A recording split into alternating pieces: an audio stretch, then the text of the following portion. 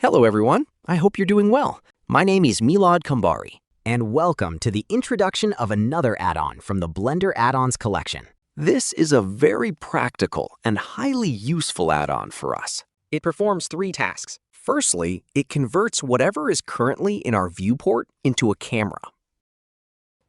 Secondly, it can convert any movement we make within the viewport into an animation. For example, if I want to move from this part of the car, then go behind it, it can convert this very movement we're performing here into an animation.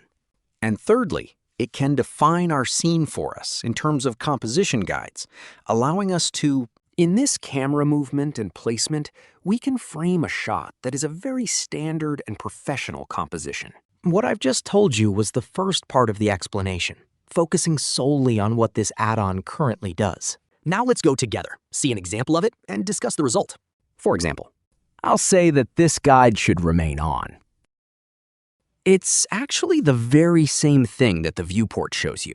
Normally in Blender, when converting your viewport to a camera, it gets cropped. But here, the viewport doesn't get cropped, meaning whatever it's showing us inside the viewport, that exact view becomes the camera. You just need to click Create Camera from View, and it immediately becomes the camera. Look here. The camera has been added, and when I press Ctrl-0 on the numpad, it shows me exactly from that specific view. That's it for this. Now let's move on to the next mode. This means I want to move from the front of the car to the back of the car, and I want this movement to become an animation for me. So I'm saying that I'll come from this front part, and first I'll hit Start Record, then move from the front here and come to this back part. Now, take a look here. It precisely created an animation of that exact same movement for us. Now, I didn't make a very precise movement myself. I'm going to set this value back to 0.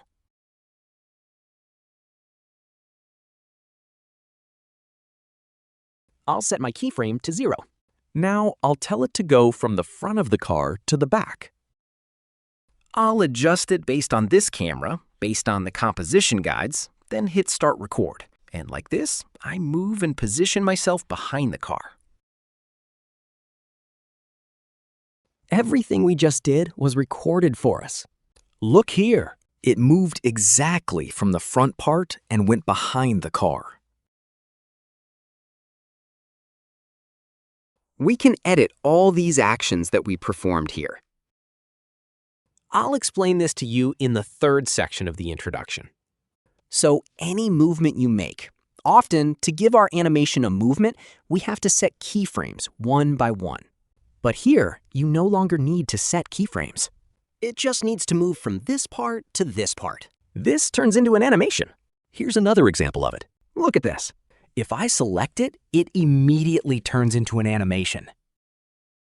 My camera's movement. Now let's go. Now for the third part of this add-on's explanation. Let's see what parameters are available here. The first item, as I explained, was about Create Camera, then Composition Guides. But what we really need are the Record section, the Smooth and Refine section, and the Real-Time section. These are parameters that affect our camera movement and its smoothness, and also the overall cleanliness of our camera movement. The first part, Sample, is actually sample and keyframe. What does this do? When we set our keyframe to 20, it means for every 20 frames, create one frame for us. If we set this to 1, what happens? Let's see together. When I set this to 1 and hit Start Record, it records all my camera movements, meaning all my handshakes, everything.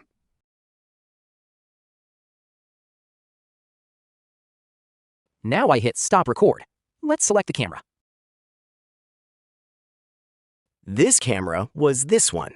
See, every single detail of my camera movement was recorded, meaning our up and down movements, our handshakes, all of these. Look, everything has been recorded. Well, naturally, this issue can't be very appealing to us anymore. So we can set this to 0 and increase our keyframe. For example, let's set this keyframe to 20. And here, in this way, It creates a keyframe for us every 20 frames. For this camera movement, I'll place the camera in the middle, hit Start Record, and like this, it moved. Let me select my camera again. This is my camera now. Every 20 frames, it performs its movement for me. But sometimes, even though we've set it to 20 frames, meaning we've actually increased the distance between each keyframe, still, we see our movement isn't smooth. We don't have a very fluid movement. For this particular case, we'll go to the Smooth Refine section. In this section, we define how our camera's movement should become smooth.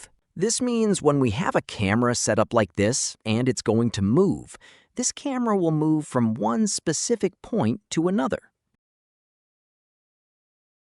We can define for it to move just a little bit more smoothly. And if there's any waviness in our movement, it can remove that and turn it into a smooth motion. Look how much better it is now. It created such a good movement for our camera. And in this way, we can define it. This applies even if our movement is a perfectly straight line. This is for Bezier, and also for a straight line. What does a straight line mean? So we are panning our camera from the left, just like what you see here. We start moving from the left. Our hand might shake, going up and then coming down. Now you can see me moving these up and down to reach the final part of the movement. Now let's see our movement, our camera's movement. Again, I'm selecting this one here. When we move, this up and down motion and the shaking of our hand, even though we set 20 frames, is still visible.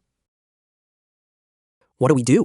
We come here and click on the Simplify option, we check its box, and then we click Smooth Refine. When we click Smooth Refine, this movement becomes a smooth one for us. See how much smoother the movement became? The wave inside it is now smoothed. You can even increase its strength. I'd say let's increase its power. And this line will become more of a straight line. I'll hit Refine again. That line becomes straighter. It's done. See? Like this. It deletes the extra keyframes for us. We can also do this manually ourselves. We say, okay, we've defined the start and end. It's a straight line, so delete these middle keyframes. It won't leave that shaking for us anymore. And it's difficult with Bezier curves to adjust these keyframes and make their movements smooth. With simplified curves, it's easy to delete the keyframes. However, for Bezier curves, it's better to use this smooth mode to achieve a very fluid motion. However, for the next item, we want to define for our keyframe what the duration being set should be. Normally, our keyframe's duration is defined by your movement speed and the time between pressing the Start button and the Stop button. For example, I'll set this to 0 and then delete it. Make sure to bring your keyframe to 0, and here I'll define Start for it. Let the camera come to this spot, behind here, for example.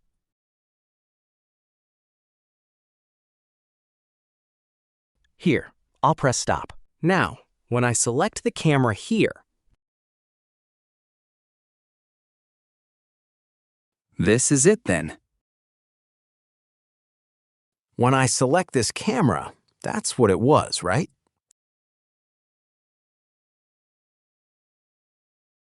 If I come here now, it's doing this for me in 79 seconds? No, at 80 frames. Now I want to increase its speed. Before that, let's first adjust it so we can smooth it out a bit, making our camera movement more natural. Then we delete the extra keyframes. I'm saying this keyframe and that keyframe should be deleted to give us more precise keyframes. See, we still have extra keyframes. We can increase its value again and apply another smooth to this same camera. The movement became more natural again. This way, you get a more natural movement. See how clean it turned out? Now, here, we're saying, okay, I want to increase its duration. We can increase the duration of the movement in two ways. One is the manual way. We take our keyframes, press the S button, and scale our keyframe to increase its duration. The other way is we say, I want to set this to 160 frames, so I set it to 160 frames. And I click Apply.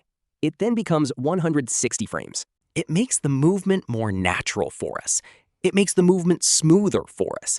And it also handles ease in and ease out if we want. It defines it for us. Now, I've set ease in and ease out to 0 in this scene, so it also sets it to 0 for us. And I also removed the ease in and ease out from the camera. But look how smoothly and naturally our camera is moving within a 160 frame time frame. Well, let's take a look and see if the ease in, ease out is really removed when it's set to 0. First, let me show you. Let's go to graph mode. When we go to graph mode, we see that yes, it has ease in, ease out.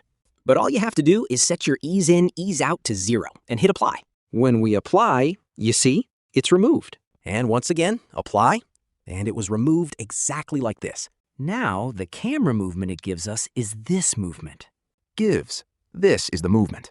Without having any motion tolerance, without having any ease in, ease out. Very clean and very appealing. Okay, so this concludes this tutorial. I hope this was a good introduction to a DAW. I hope it's useful for you.